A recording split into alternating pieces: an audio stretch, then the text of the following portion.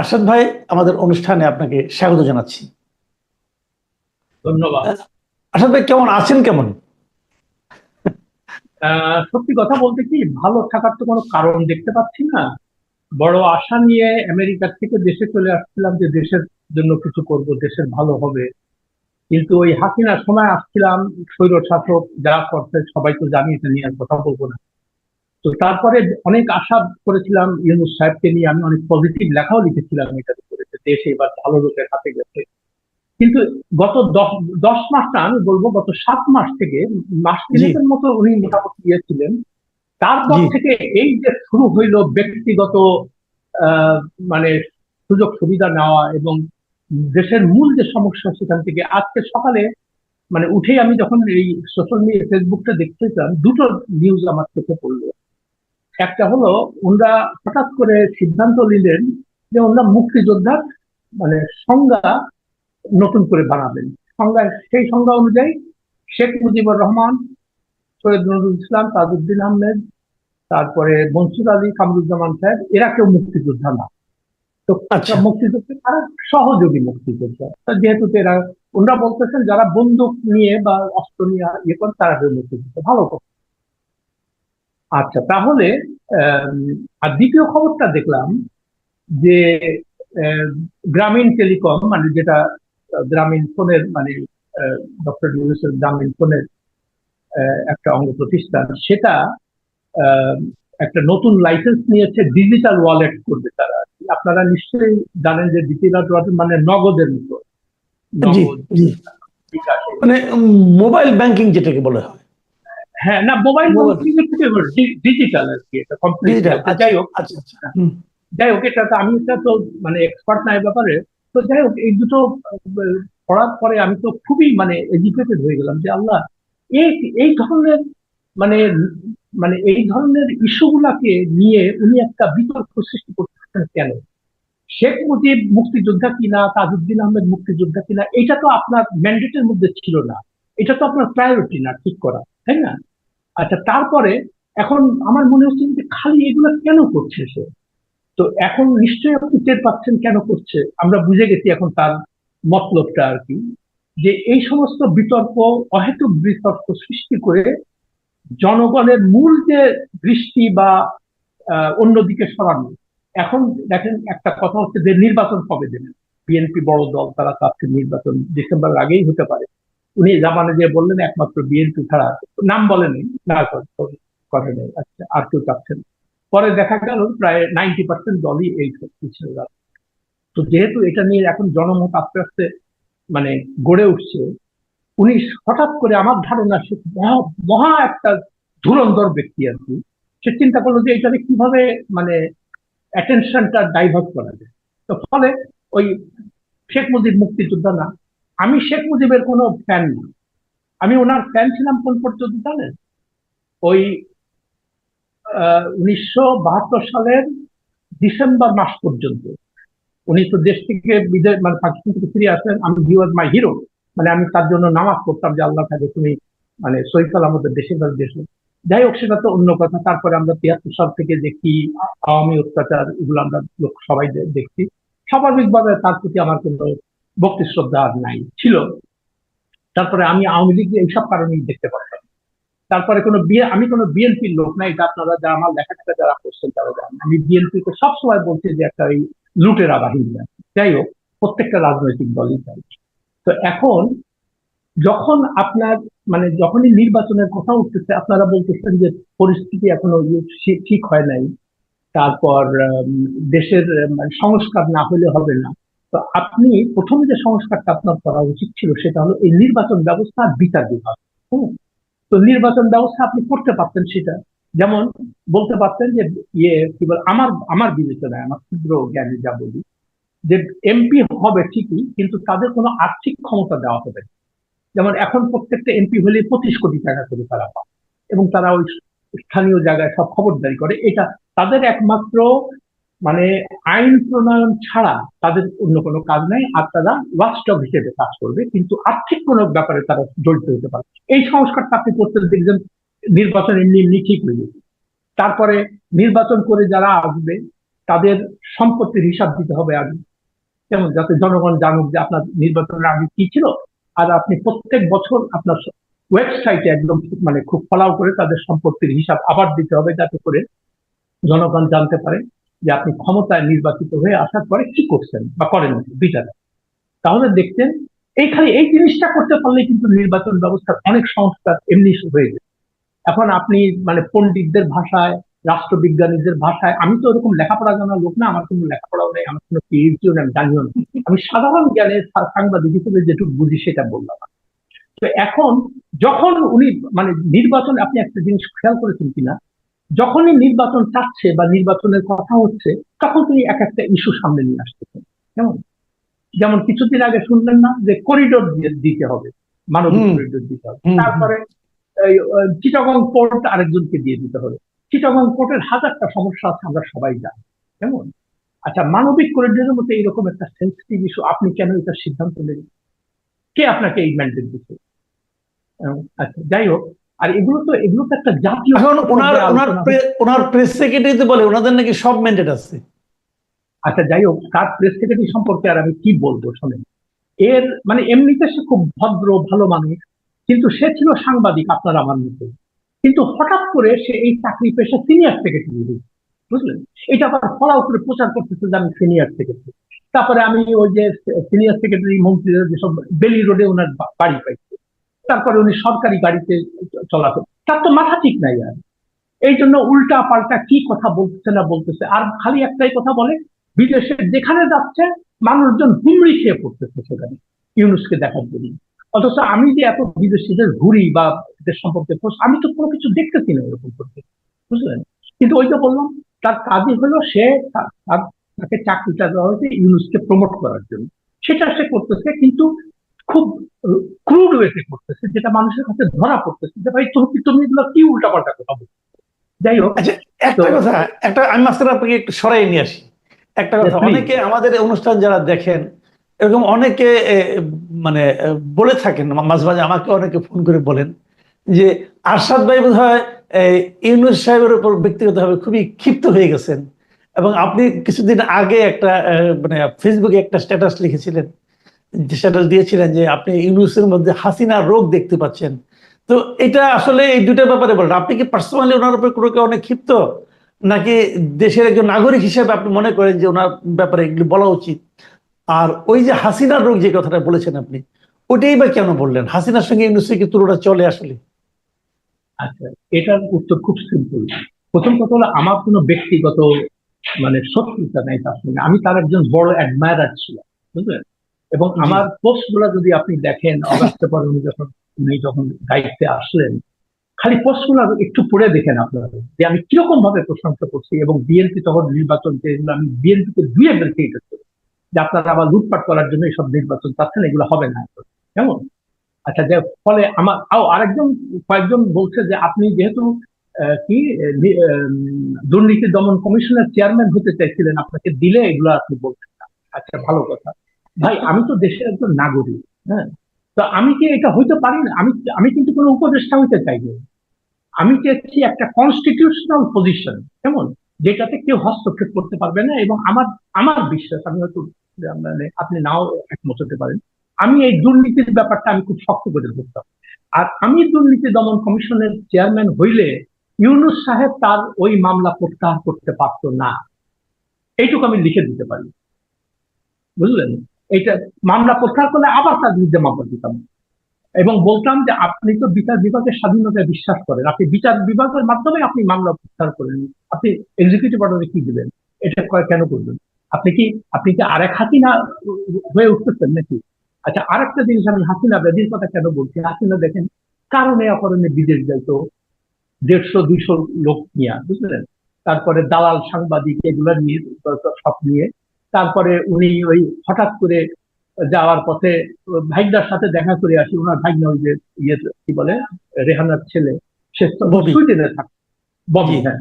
তো তার সাথে দেখা যাচ্ছে নিউ ইয়র্ক যাচ্ছে, সেখান থেকে প্লেনকে ওই পাইলটকে বললো, এখন শোনো আমার ভাইগনা তো ওরা একটু দেখে যাই।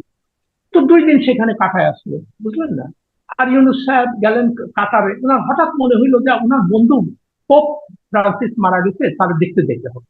তো উনিও ট্রেন থেকে চলে গেলেন আবার ওই খাতার থেকে মানে আপনি জাস্ট ব্যাপারটা। আর প্রায় দেখবেন যে অমুক ডক্টরেট ডিগ্রি, এই যে জাপানে গেল ওখানে সোকা বিশ্ববিদ্যালয়, যার নাম জীবনে কোনোদিন আমি শুনিও না, আপনিও শুনছেন কিনা আমি জানি না। হয়তো আমি অশিক্ষিত লোক, হয়তো নাও শুনতে পারি, আপনারা জানতে পারেন।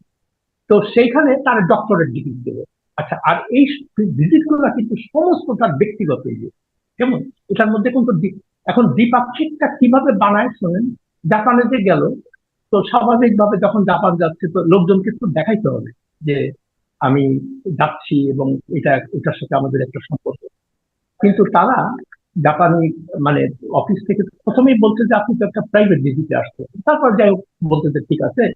তো ওই যে আমরা বলি না, আপনি যদি আচ্ছা আসাদ ভাই বাসায় আছেন কি নাকি, যদি থাকেন তো আমি তো ওইদিকে যাবো আজকে, তাহলে আপনার বাসায় একটু আইসা 10 মিনিট চা রাইট, খেয়ে, রাইট। তাই না? তো এরকমই একটা ব্যাপার আর কি। আর সেইটাকে প্রচার করা হচ্ছে যে 1 লক্ষ লোক জাপান মানে বাংলাদেশ থেকে তারা নেবে, তারপর $1 বিলিয়ন দিয়ে দেবে। মানে মানুষকে কোন লেভেলের অজ্ঞতা এবং মূর্খতার পর্যায়ে গেছে। এবং এই ভিজিট করা যে কোনো ব্যক্তিগত মানে কারো ইনফ্লুয়েন্সে হয় না, বা সাহায্যটা ব্যক্তিগত, এটা এই 1 লক্ষ লোক নেওয়া বা $1 বিলিয়ন দেওয়া, এটা শেখ হাসিনার আমল থেকে এই কথাগুলো, তাদের নেগোসিয়েশন গুলো চলতেছিল। তো বলতেছে ঠিক আছে, তো ওই মাসুদের মধ্যে, মাসুদ আপনি আসতেছেন, তাহলে কয়েকটা আর একটা ব্যাপার ছিল, আপনি আইসেন দেখি এইটাও আমরা একটা কিছু শেপ দিতে পারি। তো সেটাই হয়েছে আর কি, বুঝলেন। আর এইটাকে ফলাও করে পুরোটা ইউনুস ম্যাজিকের জন্য 1 লাখ লোক নিয়ে দেবে, $1 বিলিয়ন দিয়ে দেবে। মানে একটা সীমা থাকা তো উচিত এই সমস্ত প্রপাগান্ডা, সীমাহীন। তারপরে হাসিনার দরকার ছিল, হাসিনার লেখাপড়া জানতো না, ডক্টরেট ডিগ্রির দরকার ছিল। আপনার কি দরকার? আপনার এই একের পর এক আর সবচেয়ে বড় কথা, এগুলো কি আপনার কোনো বাইলেটারাল ভিজিট? আপনি যে 50-60 জন লোক নিয়ে যাচ্ছেন, আবার ওই সব সিনিয়র সেক্রেটারি বানাইছে, বুঝলেন। আর নিয়ম সরকারি নিয়ম অনুযায়ী এরা সব ওই পাবে, বিজনেস ক্লাস টিকিট পাবে, বুঝলেন। তো এই যে এতগুলা লোককে আপনি বিজনেস ক্লাস টিকিট দিবেন, তারপর তাদের 5 স্টার হোটেলে রাখতে হবে, যেহেতু এটা বাইলেটারাল ভিজিট না, এগুলো তো পোস্ট গভর্নমেন্ট এটাকে মানে বিয়ার করবেন, তাই না? তো আপনি যদি দেশপ্রেমিক হন, আপনার যদি দেশের প্রতি বিন্দু মাত্র ভালোবাসা থাকে, আপনি কি এই কাজগুলো করতে পারেন? এটা হচ্ছে আমার প্রশ্ন। আচ্ছা, তো আরেকটা কথা মানে কি বলতেছিলেন যে এই যে হাসিনা ব্যাধির কথা বললাম আর কি। জি, জি, জি, আর জি, একটা, আর ওই যে নগদ ডিজিটালের কথাটা জি, বলতেছিলেন, নগদ দেখেন ডিজিটাল, হ্যাঁ, হ্যাঁ। এই যে আর এক বিশেষ সহকারীকে নিয়ে আসছে ফয়েজ আহমেদ তৈয়ব, কেমন।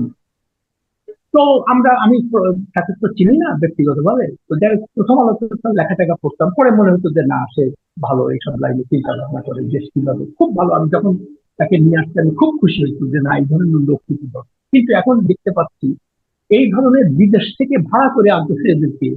এর মূল উদ্দেশ্য হচ্ছে এদের সব নিজের আখের গোছানো আর ইউনুসের মানে আখের গোছানো। দেখেন কি করলো, যখন গ্রামীণ টেলিকম থেকে এই লাইসেন্সটা নেওয়া হইলো, এই যে ডিজিটাল ওয়ালেটে, তো ফয়েজ আহমেদ এটা বললো, কেন বললো না যে স্যার এটা করা ঠিক হবে না, এটা এটা জনমনের প্রশ্ন, আমরা কিন্তু নির্ভয়াদের সেটা করতে পারি না এগুলা, কেমন। সে কিন্তু বললো না। আর নগদ আপনি জানেন, সে আগে ছিল নাহিদ ইসলাম এটা চার্জে, এখন সে, এবং এসেই সেখানে লুটপাট শুরু হয়েছে। নাহিদ ইসলামের পিএস যে ছিল, কয়েকশো কোটি টাকা নিয়ে দিতে, তারপরে সে পিএস এর বউকে মানে চাকরি দিচ্ছে। তারপরে যখন ফয়েজ আহমেদ তৈয়বকে এটা জিজ্ঞেস করছে, তার উত্তরটা হইলো এটা তো কনফ্লিক্ট অফ ইন্টারেস্ট হয়েছে, ওকে একটু বকাবকি করে দিবে। চিন্তা করে দেখেন মানে কোন মানে লুটপাট করতে থাকো, মানে লুটপাট আখের গোছাও। হ্যাঁ, সেদিন কোথায় জানি দেখলাম যে মানে 150 কোটি টাকা লুটপাটের শাস্তি যদি বকা হয়, তাহলে হ্যাঁ, তো এরকম বকা খাওয়ার জন্য দেশে কমপক্ষে কয়েক কোটি লোক আছে। তবে একটু না বকা দেন আর টাকাটা দেন। না, এখন এই যে এখন এই জিনিসটাকে, এই যে এইসব ইস্যুগুলা, এই যে শেখ মুজিব মুক্তিযোদ্ধা না কেন আচ্ছা, আনতেছে আপনি জানেন? আমি একটু শেখ মুজিব প্রসঙ্গে বলতে চাই আপনার সঙ্গে। যদি বঙ্গবন্ধু মুক্তিযোদ্ধা না হন, তাজউদ্দিন আহমেদ মুক্তিযোদ্ধা না হন, আমরা সবাই জানি রণাঙ্গনে তাজউদ্দিন আহমেদ মানে সবচেয়ে বড় ভূমিকায় ছিলেন সারা দুনিয়ার সঙ্গে। এখন সারা দুনিয়া যুদ্ধটা কি খালি ট্রিগার টিপা, নাকি সারা দুনিয়ার সঙ্গে যে একটা কূটনৈতিক সম্পর্ক করা, একটা পরিস্থিতি নিজেদের নিয়ন্ত্রণে আনার জন্য যে আপনার বিভিন্ন দেশের স্বীকৃতি নেওয়া, এটা কি যুদ্ধের মধ্যে পড়ে না? যদি সেটাই হয়, তাহলে এই জুলাই যুদ্ধ আমরা কাদেরকে বলবো? যারা আহত হয়েছে কেবল তারাই জুলাই যোদ্ধা, নাকি যারা পুলিশকে মারতে পেরেছে, পুলিশের গায়ে ঢিলটা লাগাতে পেরেছে, তারাই জুলাই যোদ্ধা? জুলাই যোদ্ধা কারা তাহলে? এইটাই হলো খুব মূল্যবান প্রশ্ন মাসুদ। আমারও একটাই কথা আর কি, যে মুক্তিযুদ্ধ আমরা সবাই, এটা তো আমাদের ইতিহাস করে জানতে হবে না, আমরা তো তখন ছাত্র কলেজ, আমরা তো ইতিহাসের সাক্ষী। তো আমরা যে ঝাঁপ দিয়ে পড়ছিলাম, আমি অবশ্য মানে অস্ত্র নিয়ে ঝাঁপ দিয়ে পড়ি নাই, বাট আমি 200% এটার পক্ষে পরোক্ষভাবে যেভাবে সমর্থনে ছিলাম, যেটা সবাই ছিল আর কি, দেশের 90% লোক ছিল। এখন ঠিক আছে, আমরা হয়তো মুক্তিযোদ্ধা না, কিন্তু আপনি শেখ মুজিব, তাজউদ্দিন আহমেদ, নজরুল ইসলাম, এদেরকে কিভাবে বলেন যে এরা এরা ওই অর্থে মুক্তিযোদ্ধা? আপনাকে এই সংজ্ঞা মানে বানানোর, এই বয়ান তৈরি করার ম্যান্ডেট বা দায়িত্ব কে দিচ্ছে? এটা কি আপনার প্রায়োরিটির মধ্যে পড়ে? তো এইগুলা কেন করতেছে জানেন? ওই আবার নতুন করে লাইসেন্স নিচ্ছে। এখন তো এ পর্যন্ত দেখেন, সে এ পর্যন্ত মানে যতগুলা কাজ করছে এই গত 10 মাসে, সমস্ত কিছু তার নিজের স্বার্থে, সবকিছু তার নিজের স্বার্থে। একটা একটা করে আমি আগেও বলেছি, আপনার অনুষ্ঠানে আবারও বলছি। তার কর ফাঁকির মামলা, নির্বাহী আদেশিক প্রত্যাহার, 666 কোটি টাকার কর নীতি, তারপরে গ্রামীণ বিশ্ববিদ্যালয়ের লাইসেন্স, যেমন ম্যান পাওয়ারের লাইসেন্স, আবার এখন এই নগদ মানে ডিজিটাল ওয়াটার লাইসেন্স, তারপরে গ্রামীণ গ্রামীণ ব্যাংকে কর অব্যাহতি দেওয়া।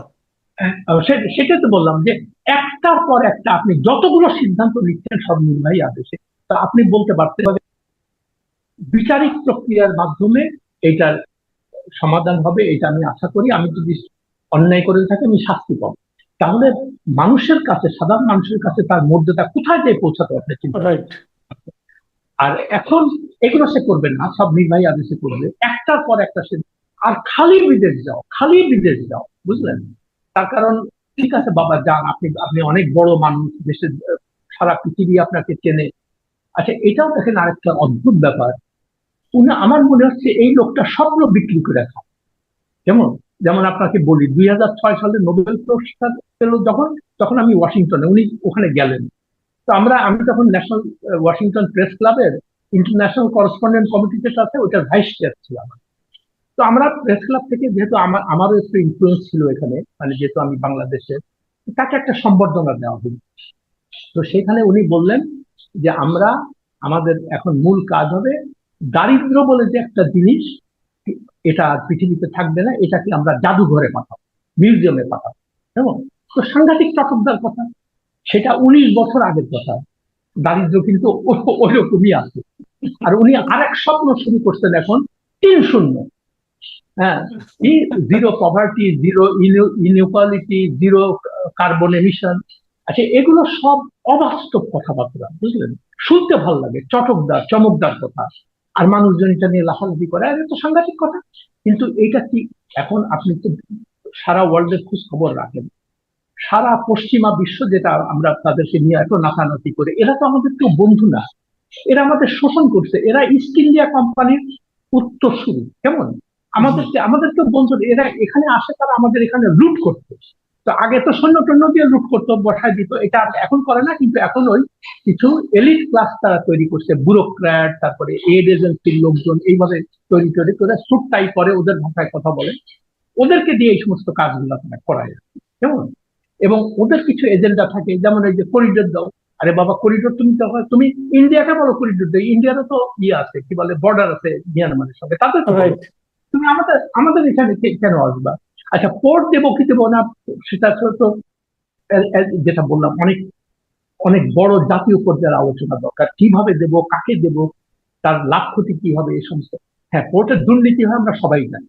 আপনি পট করে একটা এক্সিকিউটিভ আপনি বলবেন যে ডিপি ওয়ার্ল্ডকে নিয়ে আসে, এটা হতে পারে? আর এটা তো আপনার প্রায়োরিটি না রে ভাই। তো আপনি যদি সত্যিকার অর্থে দেশপ্রেমিক হতেন, ওনার জায়গায় আমি হলে করতাম কি, যে আমি আজকে দেশের দায়িত্ব নিয়েছি, 8ই আগস্ট আগামীকাল থেকে আমি কোনো বিদেশে যাবো না, বিদেশে আমার কোনো দরকারই নেই যাওয়ার। আর উনি প্রায় বলে না, আমরা তো যাবো না কারো কাছে, সবাই আমাদের কাছে আসবে। তো আপনার কাছে তো কেউ আসতেছেন না, আপনি তো সব জায়গায় যাচ্ছেন। এটা অদ্ভুত কথাবার্তা। তারপরে আচ্ছা, এই সব প্রেক্ষিতে আমাদের মানে একটু লম্বা হয়ে গেছে, আমাদের সময় শেষ হয়ে গেছে। আমি একটা ফিনিশিং কমেন্ট আপনার কাছে চাচ্ছি। সেটা হলো যে আপনি নিজেও বলেছেন যে উনি জাপানে বলে এসেছেন যে মাত্র একটা রাজনৈতিক দল খালি ডিসেম্বরের মধ্যে নির্বাচন চায়, আর সবাই তার মতো করে আছে। আর উনি যেদিন সর্বশেষ যে মিটিংটা করলেন, এই জাতীয় ঐকমত্য কমিশনের যে মিটিংয়ে উনি চেয়ার হিসেবে ছিলেন, সেখান থেকে বের হয়ে এসে আমরা দেখলাম যে 28টা দল সেখানে অংশ নিয়েছিল, তার মধ্যে মাত্র 3টা দল ছাড়া, 3টার মধ্যে আবার 2টাই অনিবন্ধিত, 3টা দল ছাড়া আর 25টা দলই বলতেছে ডিসেম্বরের মধ্যেই এবং প্রয়োজনে ডিসেম্বরের আগে নির্বাচন হতে হবে। তো এইরকম যখন অবস্থা, আপনার কি মনে হয় উনি কি ডিসেম্বরের মধ্যে নির্বাচন দিবেন আসলে? না না, এটা সে তো স্বইচ্ছায় দিবে না, এটা তোমরা বুঝে গেছো। এবং উনি যে বিতর্কগুলো সৃষ্টি করতেছেন, এই যখন নির্বাচন নিয়ে দাবি উঠতেছে তখনই কিন্তু হ্যাঁ, উনি এগুলা করতেছে। হ্যাঁ, যাতে করে লোকজনের দৃষ্টি অন্যদিকে। আর 2 নম্বর কথা, আপনি তো সারাক্ষণ বলে আসছেন আমরা সুষ্ঠু নির্বাচন দেব, সেই নির্বাচনে জনগণ যাকে ভোট দেয়, জনগণ যেহেতু ভোট দিতে পারে নাই আগে তাকে, এখন বিএনপি যদি জনগণের ভোটে নির্বাচিত হয়ে আসে, তো সেখানে আপনার আমার বা ডক্টর ইউনূসের কি করার আছে? এটা তো মানুষের চয়েস। কেমন? রাইট। তো আপনি এখন, হ্যাঁ, আর লুটপাট করবে, এটা করবে, সেটা করবে। লুটপাট তো আপনারাও করতেছেন। আপনি যে এই যে উপদেষ্টা গুলারে বানাইছেন ছাত্র, এরা লুটপাট করতেছেন, আপনি তাদের বিরুদ্ধে কোনো অ্যাকশন নিচ্ছেন? আপনার তো সেই মোরাল রাইট নাই করার। তার কারণ আপনি নিজেও একটু লুটপাটের মানে অংশীদার।